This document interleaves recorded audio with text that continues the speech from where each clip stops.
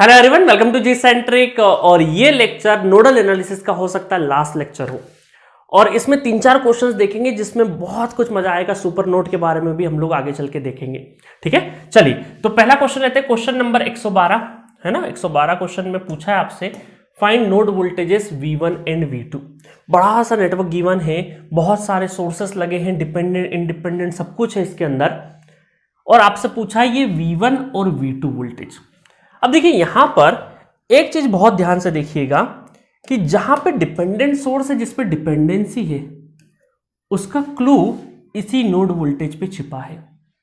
तो पहली चीज तो ये कि एक रेफरेंस नोड बना लेते हैं सबसे पहले, जिसको हम ग्राउंड पोटेंशियल बोलते हैं, 0 वोल्ट। ठीक है, बना दिया हमने। दूसरा है कि ये अगर V1 है तो ये भी V1 है, मतलब ये पूरा वोल्टेज आपका V1 ही कहलाएगा। अगर ये V2 है तो ये भी V2 और ये भी V2, क्योंकि बीच में कोई भी एलिमेंट नहीं है, इसका मतलब ये एक ही पोटेंशियल है V2। ठीक है, चलो ये चीजें हमने आसान कर दी। अब एक एक करके नोडल लिखते हैं, दो V1 और V2 निकाल लेते हैं, बस सिंपल सा तरीका है आपका। चलो फटाफट लिख देते हैं। तो सबसे पहले नोडल एट V1 पे नोडल लिखते हैं। ठीक है, चलो तो V1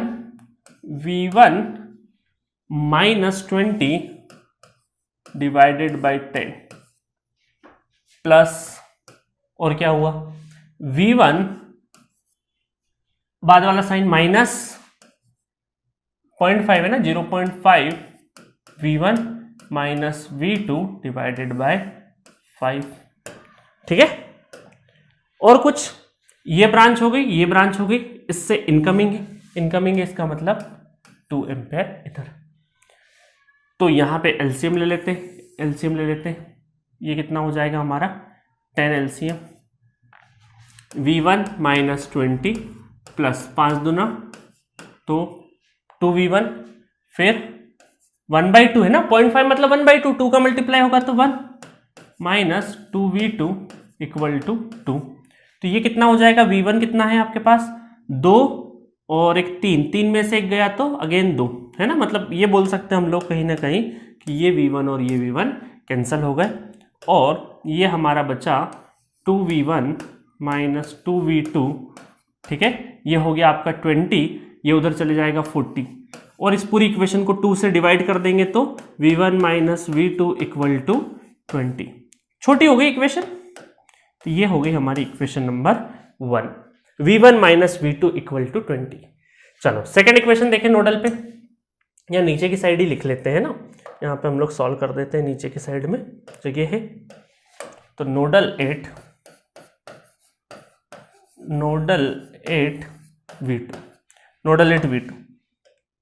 तो नोडल 8 V2 देखेंगे तो कितना हो जाएगा, V2 minus V2 divided by 2 plus V2 minus 30 divided by 10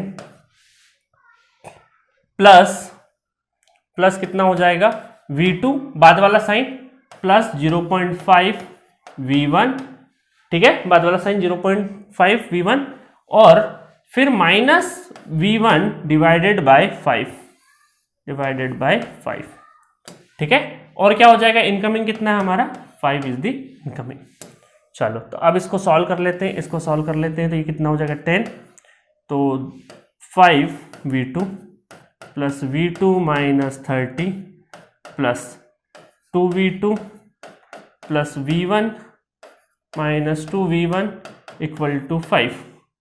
तो यहाँ पे V1 कितना आ रहा है हमारा, देखो V1 कैलकुलेट कर लेते हैं, V1 माइनस 2 में से एक चले गया तो माइनस V1, उसके बाद V2 देखते हैं, तो 5 और 1 6 7 8 8V2। उसके बाद ये हो गया हमारा 50 और 30, तो कितना हो गया 80 है ना, 50 और 30 कितना हो गया 80। तो ये हो गई हमारी equation number 2, equation 1 and equation 2। अब जल्दी से सॉल्व कर देते हैं इक्वेशन 1 और 2 को। तो इक्वेशन 1 और 2 को सॉल्व करते हैं, थोड़ा सा कलर डिफरेंट ले लेते हैं। तो ये हमारा क्या हो जाएगा, V1 minus V2 equal to 20 और minus V1 plus 8V2 equal to 80। ठीक है, तो ये हो गया V1 कैंसिल हो गया, ये चले जाएगा 7V2 7v2 और ये हो गया आपका 100, तो v2 कितना हो गया 100 डिवाइडेड बाय 7, 100 डिवाइडेड बाय 7 हो गया आपका v2। आपसे पूछा क्या है, नोड वोल्टेजेस पूछा है, तो v2 निकल आया, v1 पता करना है तो बस वैल्यू पुट कर देंगे तो v1 भी पता चल जाएगा। तो v1 पता करने के लिए हम ये बोल सकते हैं यहाँ पे कि v1 minus v2 equal to 20, तो v1 minus 100 divided by 7 equal to 20, तो v1 कितना हो गया 20 प्लस 100 डिवाइडेड बाय 7, एलसीएम हो गया 7, तो 7 दूना 14 है ना, 7 तो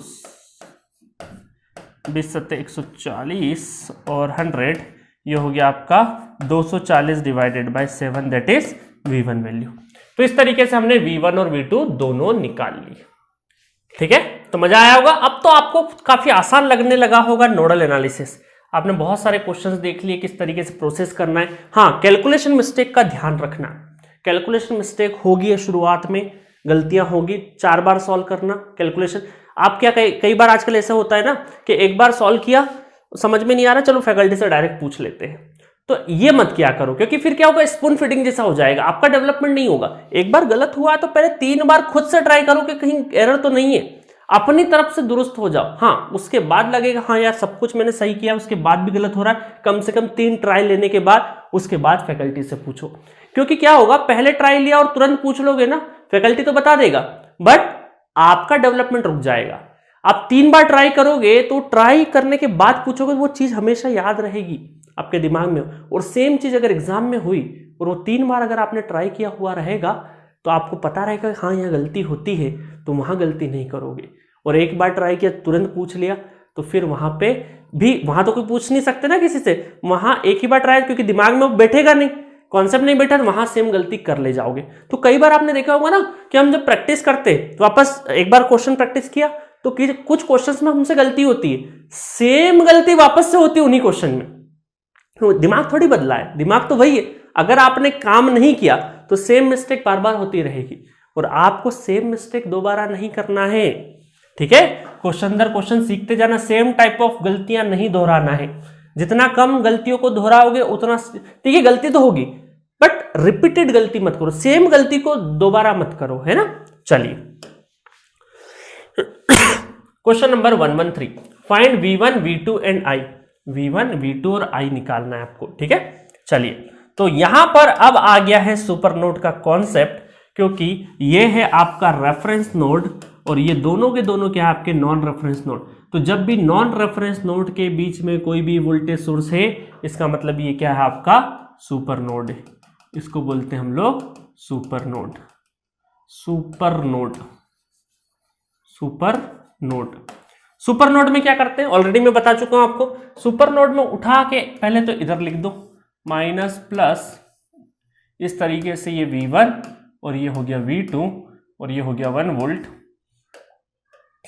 तो यहां पे आपने लिखा पॉजिटिव इधर नेगेटिव इधर, इसका मतलब V2 minus V1 equal to 1, that is equation number 1। एक इक्वेशन तो हो गई। तो सुपर नोड, जो भी सुपर नोड है उसको उठा के हमने यहां लिखा और इस तरीके से लिख दिया।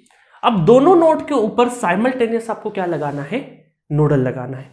तो nodal at V1 and V2 simultaneously, nodal analysis at V1 and V2 साथ में, है ना। तो साथ का मतलब कैसे है मैं बता देता हूं। ऑलरेडी मैं एक क्वेश्चन करा चुका हूं आपको, है ना, जो 3 टाइप करवाए तो वहां पे करवा ही दिया था मैंने ऑलमोस्ट क्वेश्चन आपको। तो यहां पर देखिए इस नोड पे सबसे पहले हम देख लेते हैं इनकमिंग और आउटगोइंग।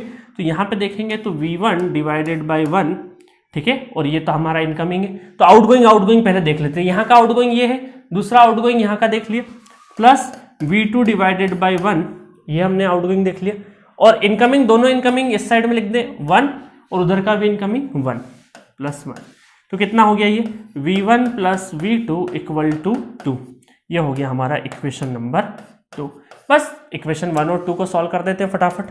तो इक्वेशन नंबर 1 और 2 को अगर सॉल्व करें तो माइनस V1 प्लस V2, थोड़ा सा उसको रीअरेंज कर दिया मैंने 1, और ये हो गया V1 plus V2 equal to 2। तो ये हो गया आपका कैंसल आउट, ये कैंसिल हो गया, ये कितना हो गया 2V2 इक्वल टू 3। तो V2 हो गया आपका 3/2, तो 3/2 इज दी V2। और V1 अगर हो गया तो -V1 plus 3/2 plus equal to 1, तो ये V1 उस साइड में चले जाएगा, तो 3/2 माइनस 1 मतलब 1.5 में से 1 चले गया तो आधा, तो 1/2 इज दी V1। तो V1 की वैल्यू आ गई है 1/2, V2 आ गया है 3/2। तो ये रहा V1 और V2 की वैल्यू। अब मुद्दा क्या है, करंट निकालना है। करंट निकालना है तो करंट निकालने के लिए आप देखिए थोड़ी देर के लिए करंट निकालना है अगर हमें, तो करंट निकालना तो बड़ा आसान काम है। ये आपका V1 है, ठीक है। तो यहां पे करंट कितना हो जाएगा इस वाली ब्रांच में, इधर से करंट कितना आ रहा है, इधर से आ रहा है 1 एम्पेयर, 1 एम्पेयर करंट आ रहा है। इधर ये करंट I हमें निकालना है, और यहां पे अगर हम लोग कैलकुलेट कर ले तो वोल्टेज है ना, यहां पे ये नोड वोल्टेज ही पूरा वोल्टेज रहेगा। तो यहां पे अगर करंट देखें तो V1 माइनस 0 डिवाइडेड बाई 1, तो 1/2 माइनस 0 डिवाइडेड बाई 1 मतलब कि 1/2 ही करंट है, तो ये 1/2 करंट है। और higher potential to lower potential तो करंट इस तरीके से जाएगा, दैट इज 1/2, है ना। तो अब हमें क्या करना है, यहां पे KCL लिख देना है ए पॉइंट। तो KCL लिख देंगे तो incoming equal to 1/2 plus I, तो I कितना हो गया 1/2 एम्पेयर, एक में से आधा चले जाएगा तो 1/2 एम्पेयर, ठीक है। तो इसको सॉल्व करेंगे तो 1/2 एम्पेयर आ गया। तो I, V1, V2 और I तीनों हमने बड़ी आसानी से कैलकुलेट कर लिए, और यहां पे सुपर नोड का कॉन्सेप्ट भी देख लिए। अब आपको एक चीज बताता हूं, सेम क्वेश्चन रहेगा, सेम क्वेश्चन रहेगा, इसमें थोड़ा सा मॉडिफाई करता हूं मैं अगले क्वेश्चन में। सेम क्वेश्चन है, देखिए क्वेश्चन सेम है, बस मैंने हल्का सा मॉडिफाई कर दिया। इस क्वेश्चन में क्या कर दिया मॉडिफाई, मैंने इसके पैरेलल में एक ब्रांच और लगा दी, और फिर मैंने पूछा है V1, V2 और I क्या रहेगा। तब आप बोलेंगे सर अभी भी, है ना, आपने सॉल्व करना स्टार्ट किया, आप बोलेंगे सर अभी भी क्या है, सुपर नोड है, क्योंकि ये भी आपका सुपर नोड कहलाएगा। सुपर नोड कहलाएगा तो पहली इक्वेशन तो सेम आएगी, जो पहली इक्वेशन थी वही सेम आ जाएगी, है ना। कहीं साइन चेंज तो नहीं कर दिए मैंने, माइनस नहीं ठीक है, V2 माइनस V1 सही है ना। तो पहली इक्वेशन तो सेम आ जाएगी, तो इक्वेशन 1 क्या हो गई आपकी, सेम हो गई, same as previous, same as question number 113, है ना। इक्वेशन नंबर सेम आ गई। सेकेंड इक्वेशन जो है, जहां पर आपको साइमल्टेनियसली लिखना है, V1 और V2 पे साइमल्टेनियसली नोडल लिखना है, वहां पर भी आपकी इक्वेशन सेम आएगी, क्योंकि मैंने आपको बताया था कि सुपर नोड की इक्वेशन लिखते टाइम पे अगर उसके पैरेलल वाली जो ब्रांच है उसको भी लिखो चाहे नहीं लिखो, बात एक ही है, क्योंकि वो कैंसल आउट हो जाती है। तो आपको इस सुपर नोड वाली जो ब्रांच, उसके जो पैरेलल वाली ब्रांच है उसको आपको कैलकुलेशन में नहीं लेना है। जब इसकी पैरेलल ब्रांच को कैलकुलेशन में नहीं लेना है तो ये तो पिछला जैसा ही क्वेश्चन बन गया ना, कि इसको हमें कैलकुलेट नहीं करना है। ऑलरेडी मैं लिखवा चुका, नोट पॉइंट भी लिखवाया था, सुपर नोड की जो पैरेलल ब्रांच होती है उसको हमें इक्वेशन लिखते टाइम पे यूज नहीं करना है, क्योंकि वो उसका रीजन भी मैंने ऑलरेडी वहां पे बताया था। अगर डाउट हो तो टाइप 1, टाइप 2, टाइप 3 और टाइप 3 स्पेशली जाके देख लो, ठीक है। तो इस वाली ब्रांच को तो फिर नहीं कैलकुलेट करना। इसका मतलब ये हो रहा है कि आपकी जो इक्वेशन 2 है वो भी सेम बन जा रही है, same as question number 113, same बन रही है। तो जब सेम है दोनों इक्वेशन है V1 और V2 के फॉर्म में, तो आंसर भी क्या होगा, V1 हो जाएगा आपका, क्या निकला था हमारा V1 निकला था हाफ, V1 कितना है 1/2 वोल्ट, और V2 है हमारा 3/2 वोल्ट। मतलब कि यहां पर पैरेलल में कितनी भी ब्रांचेस लग जाए पैरेलल में, हमारा V1 और V2 वोल्टेज चेंज नहीं होने वाला है। मजा आया। क्या करंट चेंज होगा, तो देख लेते हैं करंट चेंज हो रहा है कि नहीं। बिल्कुल करंट तो चेंज होगा ही होगा, क्योंकि देखिए यहां पर ये करंट आ रहा है 1 एम्पेयर, ये करंट जा रहा है क्योंकि ये रेफरेंस नोड है आपका पूरा पूरा, तो ये आधा एम्पेयर इधर जा रहा है। और ये अगर आपका इसमें देखें, अगर हम लोग इसको, इस करंट को देखें, इस I1 I2 करंट को अगर देखें, तो I2 करंट आ जाएगा आपका V1 minus V2 divided by 1।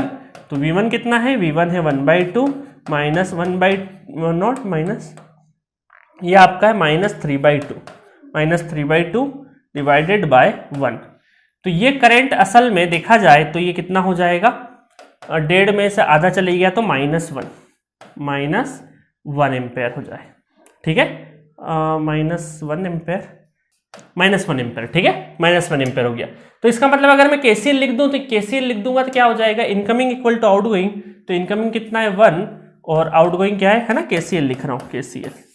तो इनकमिंग कितना है 1 और आउटगोइंग कितना है 1/2 plus I2।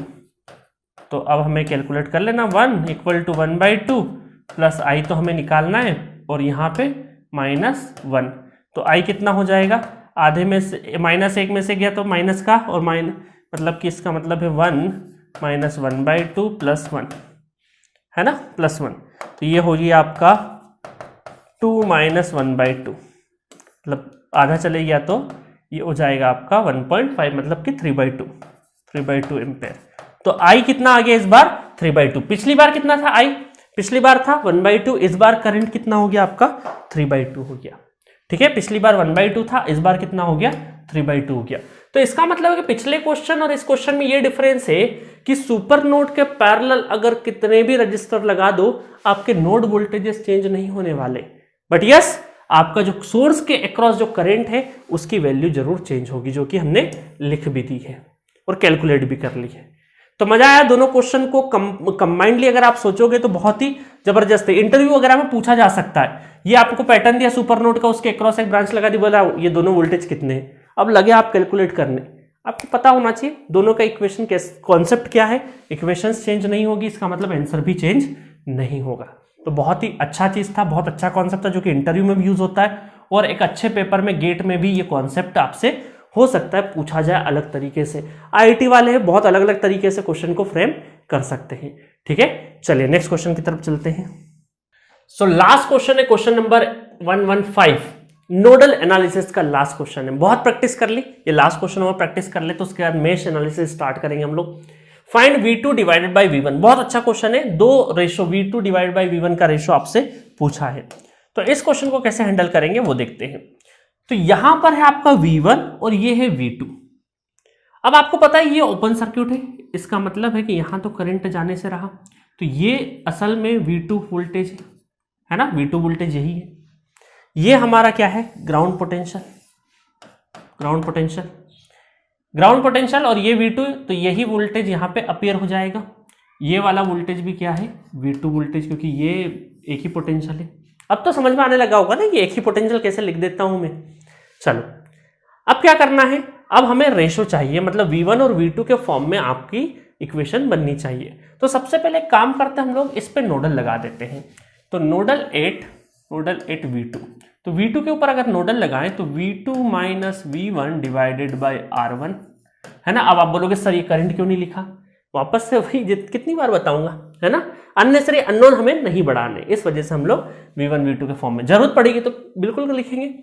Then plus V2 divided by R1, और कुछ आ रहा है क्या, एक हो गई, दूसरी ब्रांच हो गई, तीसरी इनकमिंग है। इनकमिंग कितना है अल्फा I1। अब देखिए इस इक्वेशन में V1 V2 जो कि हमें चाहिए उसका रेशो तो चाहिए ही चाहिए, ये I1 एडिशनली आ रहा है हमारा। अब आप बोलोगे सर अल्फा, तो हमारा जो आंसर आएगा वो अल्फा के टर्म में ही आएगा, अल्फा के टर्म में ही आंसर आएगा, क्योंकि अल्फा को एलिमिनेट नहीं कर सकते। हाँ ये जो I1 जिस पे डिपेंडेंसी है, इसको अगर मैं लिखना चाहूँ I1 को, तो ये I1 को क्या ऐसा लिख दूं, I1 equal to V1 - V2 divided by R1, बिल्कुल लिख सकते हैं। बस इसको यहाँ पे यूज कर लेता हूँ मैं। तो ये हमारा R1 है, V2 तो 2V2 - V1 divided by R1 equal to alpha, और ये हो जाएगा V1 - V2 divided by R1, ठीक है। तो R1 से R1 हमारा क्या हो गया, कैंसिल हो गया। 2V2 - V1 equal to alpha V1 - alpha V2। तो V1 और V2 का रेशो चाहिए तो एक साइड ले चलते, तो ये हम लोग क्या करते हैं, इधर V2 वाला इस साइड ले लेते हैं और V2 को कॉमन ले लेते हैं, कितना हो जाएगा 2 प्लस अल्फा, और ये उस साइड में ले जाते हैं और V1 कॉमन ले लेते हैं तो 1 प्लस अल्फा, ठीक है। और V2 डिवाइडेड बाई V1 है ना, यही चाहिए, हाँ V2 डिवाइडेड बाई V1, तो ये हो जाएगा हमारा 1 plus alpha divided by 2 plus alpha. तो ये हो गया हमारा answer 1 plus alpha divided by 2 plus alpha. मजा आया क्वेश्चन में। क्वेश्चन बहुत ही अमेजिंग था। यहाँ पे बस कुछ नहीं करना था आपको, देखो कुछ क्वेश्चन बहुत अच्छा था, बट ये क्वेश्चन इजी इसलिए भी लग रहा होगा आपको क्योंकि आपकी प्रैक्टिस हो चुकी है। अदरवाइज नया नया स्टूडेंट अगर क्वेश्चन देखेगा तो करने में दिक्कत आती है। तो एट दिस नोट हमने बहुत अच्छी ये जर्नी यहाँ तक कंप्लीट करी है, और स्पेशली हमारी नोडल की जर्नी, ठीक है। तो जो नोडल एनालिसिस के ऊपर, क्योंकि सबसे ज्यादा देखो क्या होता है ना, जब हम कॉलेज में होते हैं ना, तो मेश और नोडल में हम मेश में बहुत ज्यादा पसंद करते हैं मेश एनालिसिस को। जैसे देखा सर कि 3 लूप घुमाए और इक्वेशन सॉल्व कर देते हैं, बट नोडल से आप भागते हैं।